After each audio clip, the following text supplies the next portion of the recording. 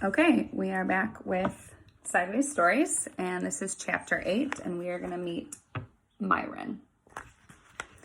Myron had big ears. He was elected class president. The children in Mrs. Jewell's class expected him to be a good president. Other presidents were good speakers. Myron was even better. He was a good listener, but he had a problem. He didn't know what a class president was supposed to do.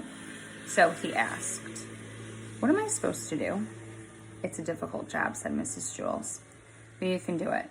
You must turn the lights on every morning and turn them off at the end of the day." "What?" asked Myron. "As class president, you must learn to listen," said Miss Jewells.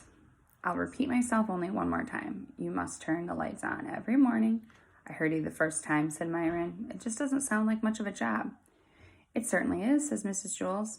"Without a light, I can't teach the children. I can't teach, and the children can't learn. Only you can give us that light. I think it's an important job." "I guess so," said Myron. He wasn't convinced. "Here, let me show you how to work a light switch," said Mrs. Jewells. "I already know how," said Myron. "I've been turning lights on and off all my life." "Very good," said Mrs. Jewells. "You'll make a fine president." Myron wanted to be the best president ever, but it was such an easy job, he thought that anybody could do it. When school let out that day, Myron stayed behind. He turned out the lights by flicking the switch down. "Excellent," said Miss Jewells.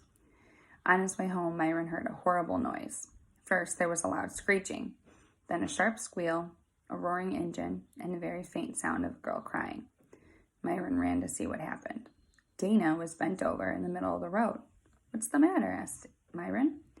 "My dog Pugsy. He was hit by a car," and Dana cried. "Who did it?" asked Myron. "I don't know," Dana sobbed. "They sped away." "Well, that's not important," said Myron. "We've got to try to save Pugsy." Pugsy lay unconscious in the street. Myron carefully picked her up. He carried her 2 miles to the vet. Dana cried. "Don't worry, Dana," said Myron. "She'll be all right." But he wasn't really sure. He gave Pugsy to the vet, walked Dana home, and then walked home himself. Dana was so upset that she forgot to thank him. Myron didn't mind. He thought that was what being class president was all about. The next morning, before he went to school, Myron went to Dana's house. Pugsy was there. She seemed all right.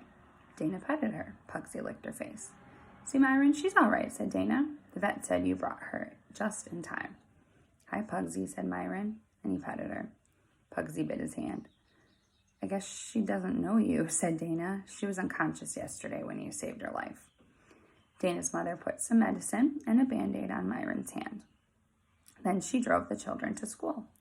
They were late. They ran up the stairs to Mrs. Jewell's classroom, and the room was completely dark.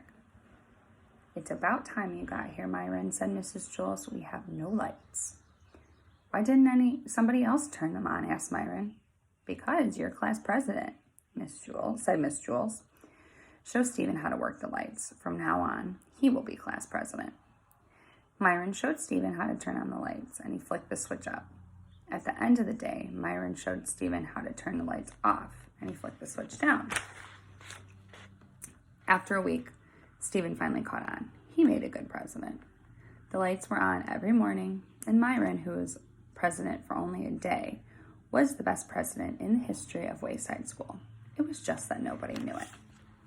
That's a very sweet chapter. So he did a very good deed, more than just turning on the lights. He helped save someone's little dog's life.